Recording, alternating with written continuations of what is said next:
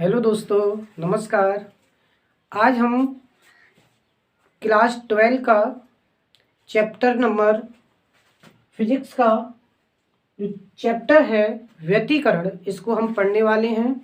और इसके कुछ न्यूमेरिकल हैं जो कि बार बार आपके पेपर में, बोर्ड की परीक्षा में पूछे जाते हैं और बहुत बहुत इम्पोर्टेंट क्वेश्चन है ये। तो इनको हम सॉल्व करेंगे, लेकिन उससे पहले कुछ, अब चैप्टर का नाम व्यतिकरण है तो व्यतिकरण के बारे में समझते हैं कि प्रकाश की किरणें जो होती हैं, अगर एक ही माध्यम में चलती हैं तो एक समान माध्यम में चलती हैं प्रकाश की दो किरणें, और एक ही कला में अगर वो तरंगें हैं तो उनके अध्यारोपण से, मतलब उनके मिलने से कुछ बिंदुओं पर जो तरंग की जो तीव्रता होती है अधिकतम होती है, तथा कुछ बिंदुओं पर प्रकाश की तरंग की तीव्रता न्यूनतम होती है। तो जहाँ पर तरंग की तीव्रता अधिकतम होती है वहाँ पर हुए व्यतिकरण को संपोषी व्यतिकरण कहते हैं, और जहाँ पर तरंगों की तीव्रता न्यूनतम होती है वहाँ पर हुए व्यतिकरण को विनाशी व्यतिकरण कहते हैं। संपोषी विनाशी वैसे होता क्या है वास्तव में, अगर तरंगें एक ही कला में एक दूसरे पर अध्यारोपित हो रही हैं तो वहाँ पर संपोषी व्यतिकरण बनेगा। अगर तरंगें विपरीत कला में अध्यारोपित हो रही हैं तो वहाँ पर जो उनकी तीव्रता होगी, परिणामी तीव्रता, वो न्यूनतम होगी, और वहाँ पर हुआ जो व्यतिकरण कहलाता है विनाशी व्यतिकरण कहलाता है। जिसे हम देखते हैं कि पहली बात व्यतिकरण के बारे में, इसकी जो तीव्रता होती है I बराबर I1 plus I2 plus 2 root I1 I2 cos phi. यहाँ पर ये cos फाई जो है वो इसका कलांतर है, और I जो है परिणामी तीव्रता है, I1 I2 जो है, I1 पहली तरंग की तीव्रता है, I2 दूसरी तरंग की तीव्रता है। अगर हम इसके लिए देखें, संपोषी व्यतिकरण के लिए देखें तो cos फाई का मान जो होता है प्लस का 1 होता है, तो I मैक्सिमम। अब जहां पर संपोषी व्यतिकरण होगा वहां पर हुआ व्यतिकरण जो होगा वो मैक्सिमम होगा, अधिकतम होगा। तो हम देखते हैं I मैक्सिमम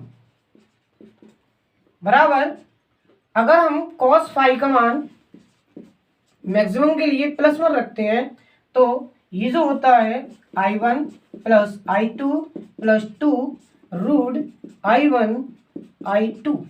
अगर इसके लिए सॉल्व करते हैं तो I मैक्सिमम जो निकल के आता है, जैसे इसे सॉल्व करें, इसे लिख सकते हैं रूट 1 की पावर 2 प्लस, इसको भी लिख सकते हैं रूट I2 की पावर 2 और plus 2 into root I into root I2। तो ये फॉर्मूला बन गया a square plus b square plus 2ab। तो I मैक्सिमम जो होगा ये हो जाएगा रूट I1 प्लस I2 का होल स्क्वायर। देखिए इसके ऊपर जो न्यूमेरिकल बनता है आपके पेपर के अंदर, वो दो तरंगों की तीव्रता दे देता है तो उसकी मैक्सिमम तीव्रता निकलवाता है, तो आपको ये फॉर्मूला लगाना पड़ेगा। तीव्रता जो होती है वो आयाम के वर्ग के क्या होती है, अनुक्रमानुपाती होती है। तीव्रता जैसा हम लिखते हैं I जो होती है वो अनुक्रमानुपाती होती है, प्रोपोर्शनल टू होती है a स्क्वायर की, आयाम के वर्ग के। तो अगर इसके लिए हम जैसे I निकालें तो क्या हो जाएगा, यहाँ पर k नियतांक आ जाएगा a स्क्वायर। अगर I1 देखें यहाँ पर तो k a1 स्क्वायर, I2 देखें तो k a2 स्क्वायर। अगर यहाँ पे इसकी वैल्यू पुट करें तो हमारा जो I मैक्सिमम निकल कर आएगा वो आएगा k बाहर निकल जाएगा और इसमें आ जाएगा a1 प्लस a2 का होल स्क्वायर।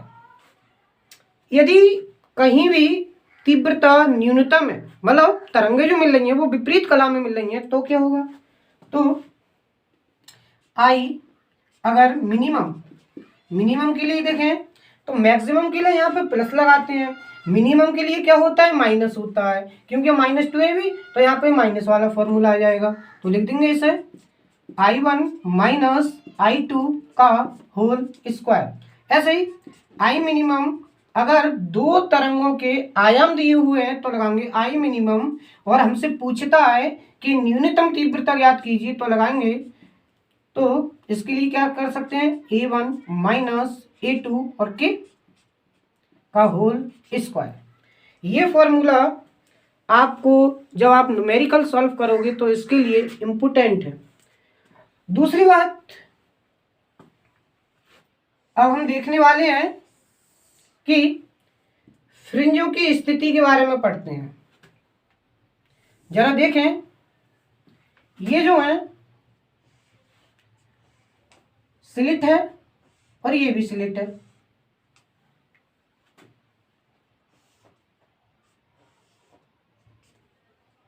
ये S1 है, ये S2 है, ये स्रोत है इसके, और यहाँ पर कोई पर्दा रखा है।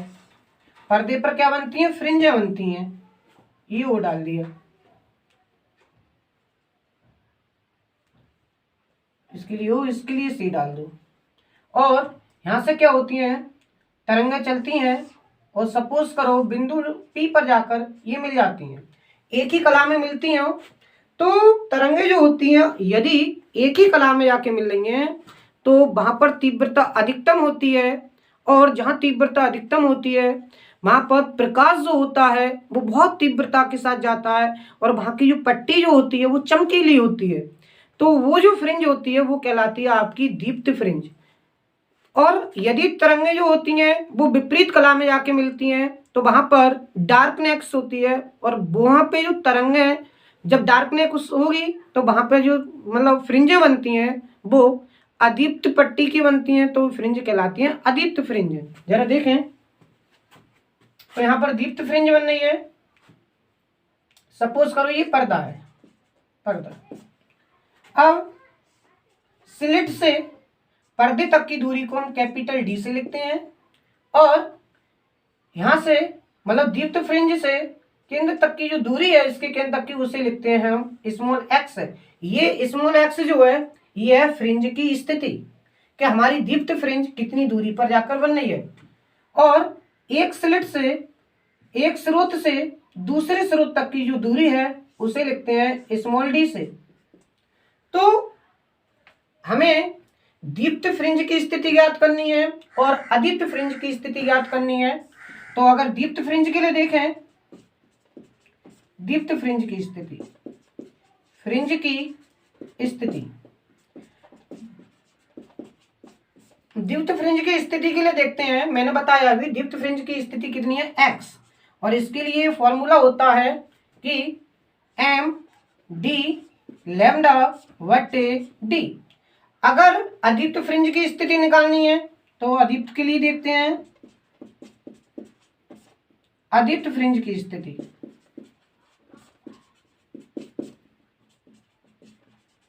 इसके लिए x बराबर फॉर्मूला होगा 2m माइनस 1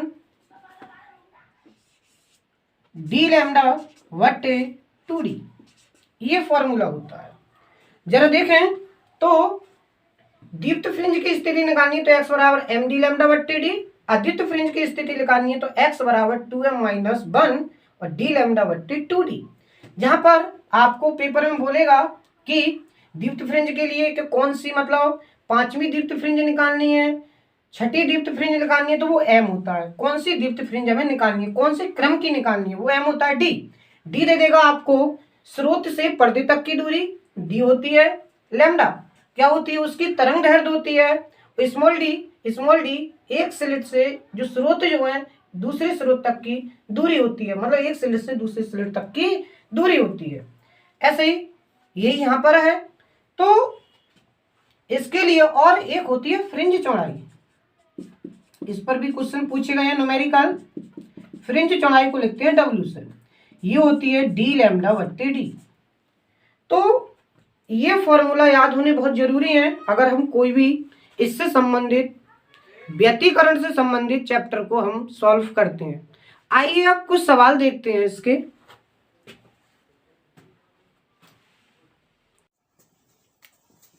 आइए दोस्तों ये न्यूमेरिकल देखते हैं। और ये वो न्यूमेरिकल हैं जो बार बार आपकी बोर्ड की परीक्षा में पूछे आते हैं। देखिए, आपको केवल वही चीज पढ़ाई जा रही है जो ज्यादा से ज्यादा क्या होती है, बार बार पेपर के अंदर पूछी जाती है। और इसके लिए मैं 6-7 मिनट का जो बेसिक समझाता हूँ, तो ये नहीं कहें कि मतलब डीपली नहीं समझाया है, ये नहीं, क्योंकि इसमें डीपली भी मतलब कम से कम इसके लिए मैं समझाने में कम से कम 4-5 घंटे लेता हूँ समझाने के लिए। लेकिन अभी क्या है, आपकी परीक्षा बहुत ज़्यादा नज़दीक है, तो केवल हमें ये फॉर्मूला देखना है और उसके अनुसार ये सवाल सॉल्व करने हैं, ठीक है ना। तो हम देखते हैं ये सवाल। तो इससे पहले पहले प्रश्न को देखने से पहले हम क्वेश्चन दूसरा देखते हैं। ये देखते हैं कि क्वेश्चन दूसरा बोलता क्या है। देखिए, पहले क्वेश्चन में जो जो चीज हमें दी होती है वो हम लिख लेते हैं। ये कह रहे हैं दो तरंगों के आयामों का जो अनुपात दिया है वो 4:3 के अनुपात में। मैंने बताया कि जो आयाम जो होता है उसे ए से लिखते हैं, लेकिन दो तरंगें हैं तो पहली का आयाम A1 और दूसरी का जो आयाम होगा वो A2 होगा। अनुपात जो हम देखते हैं दो तरंगों का अनुपात। देखिए, पहले क्वेश्चन नंबर दूसरा करते हैं, फिर पहला क्वेश्चन हल करेंगे। दूसरा क्वेश्चन कहता है दो तरंगों का आयाम 4:3 है। तो पहली तरंग का आयाम A1 माना और दूसरी तरंग का आयाम A2 माना। कितना दिया है? 4:3 दिया है। अब क्या बोल रहे हैं? कह रहे हैं यदि दोनों तरंगों में व्यतिकरण करें, मतलब दोनों तरंगे आपस में मिले तो महत्तम, यहाँ पर एक ही कलाम मिलेंगी वहां पर महत्तम, तथा न्यूनतम जहां पर विपरीत कलाम मिलेंगी वहां पर न्यूनतम तीव्रताओं का अनुपात ज्ञात कीजिए। अब हमें निकालना क्या है? महत्तम तथा न्यूनतम तीव्रताओं का अनुपात। मैंने अभी बताया आई मैक्सिमम जो होता है वो क्या होता है? A1 प्लस A2 का होल स्क्वायर, ठीक। और अब अनुपात निकालना है तो बट्टे लिखेंगे आई मिनिमम बट्टे मिनिमम के लिए लिखेंगे ये बराबर का चिन्ह A1 माइनस A2 का होल स्क्वायर। आप देखिए, आपको A1 की जो वैल्यू दी है वो A1 की जो वैल्यू है वो 4 है और A2 की जो वैल्यू है वो 3 है। जरा इसमें पुट करें, कैसे? आप के कैंसिल कर दीजिए, आई मैक्सिमम बट्टे आई मिनिमम। A1 की वैल्यू रखें 4 प्लस 3 A2 की बट का होल स्क्वायर। A1 की वैल्यू रखें 4 माइनस A2 की वैल्यू 3 का होल स्क्वायर। जरा देखें, आई मैक्सिमम बट्टे आई मिनिमम, 4 और 3 7 हो जाते हैं, का स्क्वायर करते हैं कितना आता है? 49। 4 में से 3 जाता है तो कितना बचता है? 1। तो कितना हो गया? 1 का वर्ग 1। या ऐसे लिख सकते हैं हर की 49 और बट्टे को किसके रूप में लिख सकते हैं? अनुपात के रूप में। तो इनका जो अनुपात आ गया, मतलब हम लिख सकते हैं आई मैक्सिमम अनुपात आई मिनिमम 49:1। यह आपका आंसर आ गया। तो बहुत सी बार ऑब्जेक्टिव टाइम में ऐसे क्वेश्चन बनते हैं, तो आपको करना क्या है? अगर आयाम हमें दिए हुए हैं, अगर वो महत्तम और न्यूनतम तीव्रता निकलवा रहा है, तो अपने जानते हैं तीव्रता क्या होती है? आयाम के वर्ग के क्या होती है? अनुक्रमानुपाती होती है। तो जहां महत्तम कह रहा है तो इन दोनों को जोड़ दीजिए, 7 7 का वर्ग 7×7 49। जब न्यूनतम कह रहा है तो घटा दीजिए, 4 में से 3 जाएगा 1 तो 1 का वर्ग 1, तो कितना आ जाएगा? 49/1, 49:1। इस प्रकार से भी हम कर सकते हैं अपना टाइम बचाने के लिए। अच्छा, पहला क्वेश्चन देखते हैं। पहला क्वेश्चन, अब देखें, समान आवृत्ति की दो तरंगों की तीव्रताओं का अनुपात। तो ध्यान से क्वेश्चन को पढ़ना पड़ेगा। आखिर हमें दिया क्या? तीव्रताओं का अनुपात दिया है।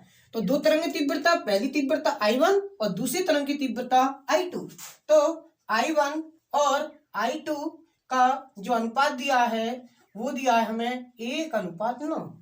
यह ऐसे लिख सकते हैं I1 बट्टे I2 बराबर 1/9।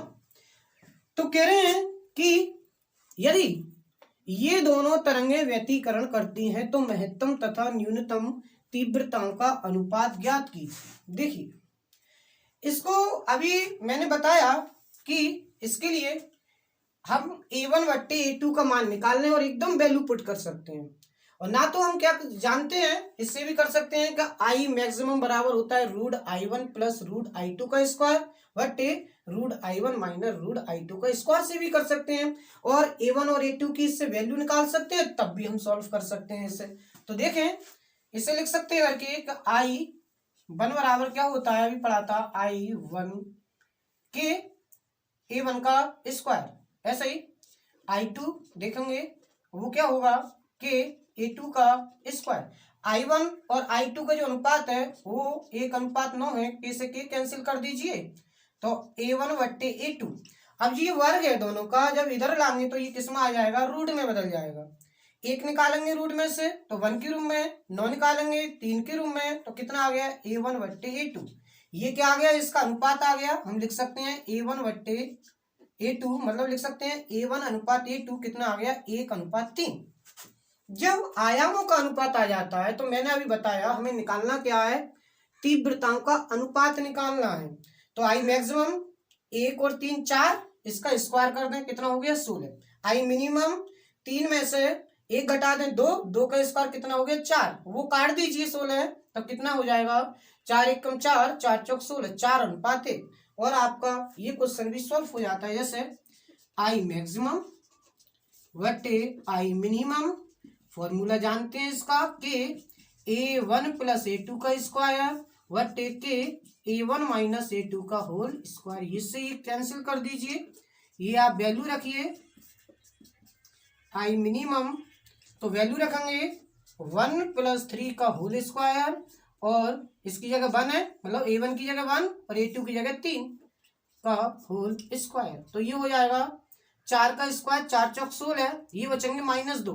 देखिए -2 का वर्ग हो रहा है तो माइनस माइनस प्लस हो जाएगा, 2 दूनी 4, कितना हो गया 4/1, और इसके लिए लिख सकते हैं 4:1। ये क्या आ गया, इन तीव्रताओं का अनुपात आ गया। अब देखते हैं तीसरा क्वेश्चन, और ये देखते हैं कि ये जो 2 क्वेश्चन हमने करे हैं वो बहुत ही ज्यादा बार बार परीक्षा में पूछे जाते हैं। और ये तीसरा जो क्वेश्चन है, अगर आप ये क्वेश्चन कर लोगे तो ऐसे कई तरीका के क्वेश्चन आपकी किताब में, बुक में मिल जाएंगे, आप हर क्वेश्चन को सॉल्व कर सकते हो। देखें,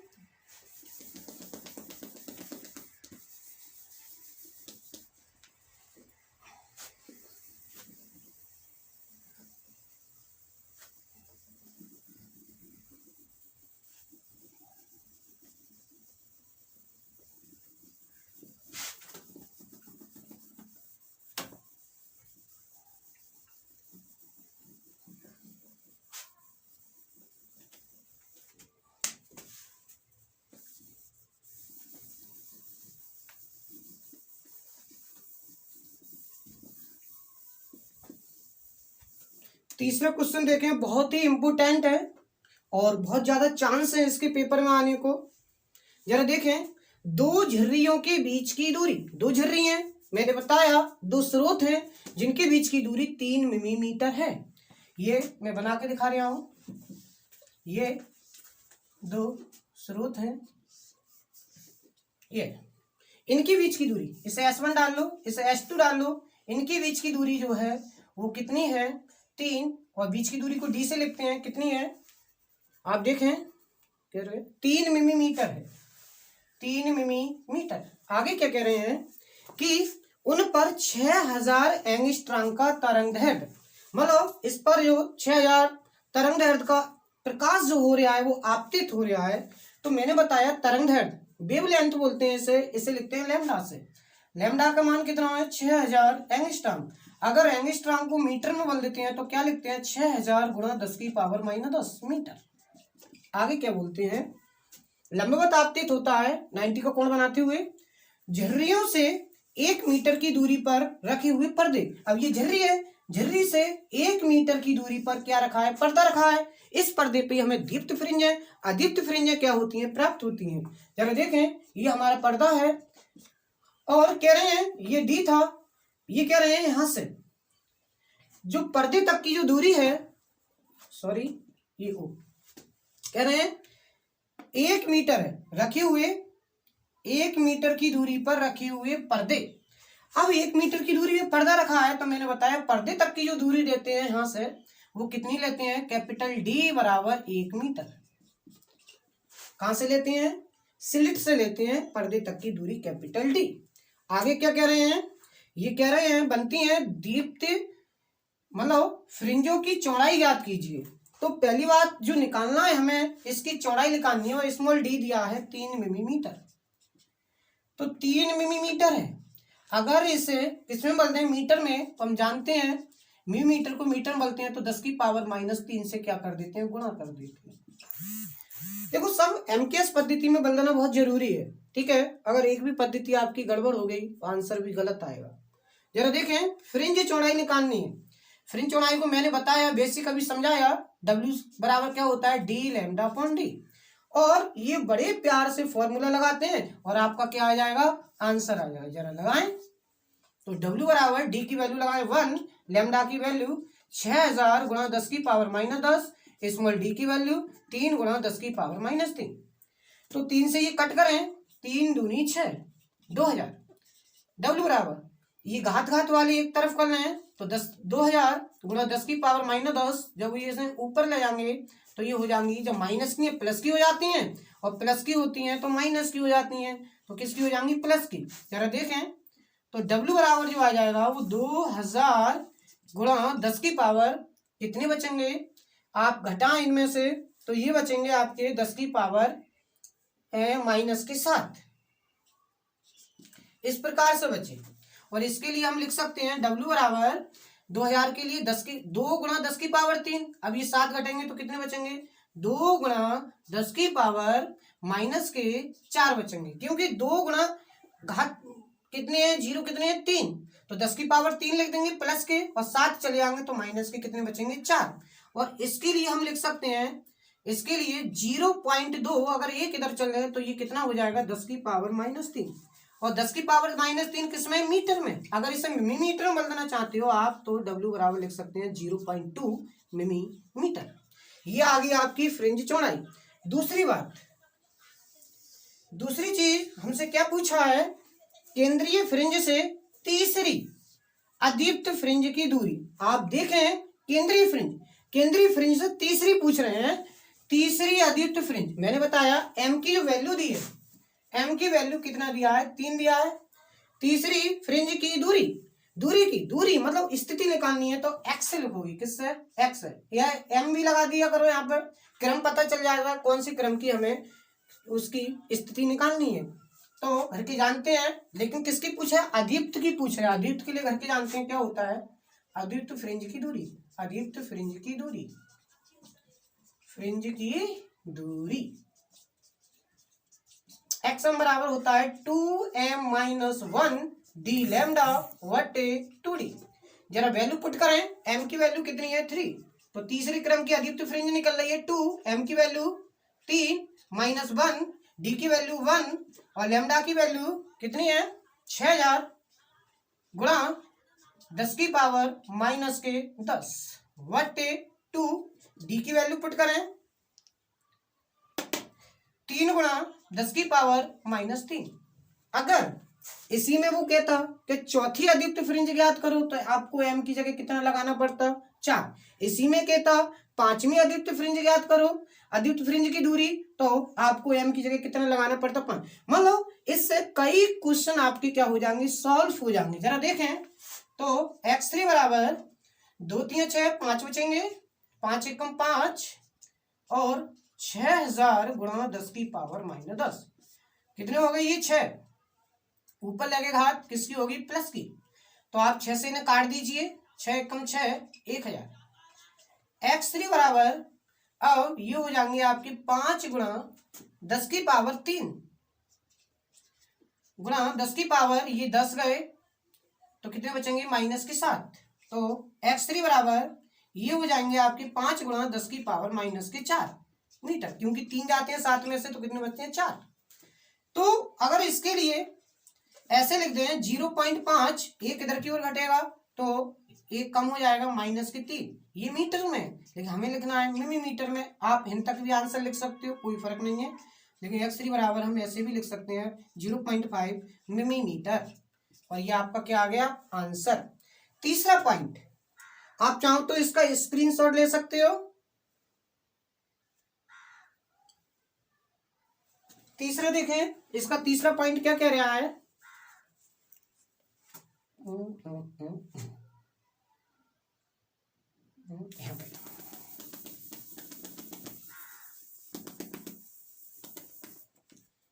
इसका तीसरा पॉइंट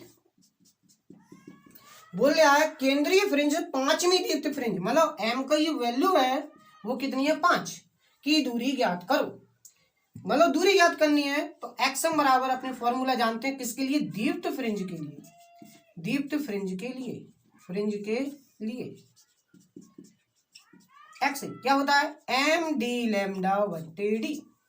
और देखते हैं वैल्यू लगा दो, एक्सएम बराबर एम की वैल्यू कितनी है 5, डी की वैल्यू 1, लैम्डा की वैल्यू ये, और ये है 6000 गुणा 10 की पावर -10 बटे डी की वैल्यू 3 गुणा 10 की पावर -3। अभी जो आंसर आया था वो दीप्त के लिए घर किन्ने वो फ्रिंज चौड़ाई निकाली थी, डी लैम्डा बट्टी डी थी, जो अभी आंसर आया था मेरे हिसाब से ये आया था। अगर हम इसके 5 से भी गुणा कर दें तब भी आंसर आ जाएगा। तो जरा देखें, या तो ऐसे सॉल्व कर लें, इससे काट दें, ये कितना हो जाएगा दूनी, और ये कितना हो गया 5 दूनी 10, ये 2000 हो गया, ये 10,000 हो गया, गुणा 10 की पावर -10 ऊपर ले किसके हो जाएंगे प्लस के 3, तो ये हो जाएगा 10 की पावर 4 और 10 की पावर 3 7 हो जाएंगे। तो हम लिख सकते हैं कि 1 गुणा 10 की पावर माइनस के, अगर इसे सॉल्व करोगे पूरे को तो कितने आ जाएगा 3, क्योंकि 10 में से अगर 7 आएंगे, क्योंकि 1 गुणा 10 की पावर 4 ये हो जाएंगे 3, ये 7 हो गए। अब 10 घटेंगे तो कितने बचेंगे, 7 में से 10 आएंगे तो माइनस के 3 बचेंगे। तो इसके लिए ये मीटर में है, अगर आपको मिलीमीटर में लिखना है तो कितना आ जाएगा 1 मिलीमीटर। और हम इसे और भी शॉर्ट में हम कर सकते थे, क्योंकि हमने फ्रिंज चौड़ाई अभी ज्ञात की, किस प्रकार कर सकते हैं, इस प्रकार से भी हम कर सकते थे इसे, तीसरा क्वेश्चन इस प्रकार से भी कर सकते थे कि एक्सएम बराबर होता है M D lambda upon D, क्योंकि एक्सएम तीसरी निकालने तो तीसरी लिखें, डी लैम्डा अपॉन डी आया था हमारा 0.2, लेकिन अब कौन सी फ्रिंज करवा रहे हैं, 5वीं दीप्त फ्रिंज, तो एम का मान कितना है 5, अब 5 से अब गुणा करेंगे तो कितना आएगा 1 मिलीमीटर। ऐसे भी निकाल सकते थे इसे शॉर्ट में, और ऐसे भी निकाल दिया। तो अगर आपसे केंद्रीय फ्रिंज की अब चाहे चौथी पूछे तो आप 4 लगाओगे एम की जगह, चाहे तीसरी पूछे तो आप एम की जगह 3 लगाओगे। अगर अदीप्त पूछता है तो अदीप्त का फॉर्मूला लगा दोगे आप, दीप्त पूछता है तो दीप्त के लिए ये फॉर्मूला लगा दोगे आप, ठीक है। अगर आपसे फ्रिंज चौड़ाई पूछता है तो आप फ्रिंज चौड़ाई के लिए W बराबर डी लैम्डा अपॉन डी लगा दोगे। इस प्रकार से इसके कई क्वेश्चन आपको सॉल्व हो जाएंगे, और ये वाले क्वेश्चन भी बहुत ज्यादा इंपोर्टेंट है, आप इनका स्क्रीनशॉट ले लीजिए।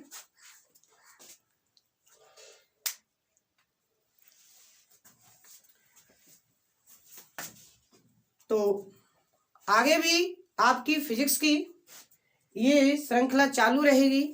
अगर आपको ये वीडियो अच्छी लगी है तो इसे ज़्यादा से ज़्यादा शेयर करें और मेरे चैनल को सब्सक्राइब करें। मेरा ही नहीं, ये आपका भी चैनल है, ठीक है ना। और लाइक करें, जिससे कि अगर आप शेयर करोगे वीडियो तो जिससे भी और भी पढ़ने वाले बच्चे हैं उनके लिए क्या होगा, फायदा होगा। तो इसी के साथ धन्यवाद। जय हिंद, जय भारत।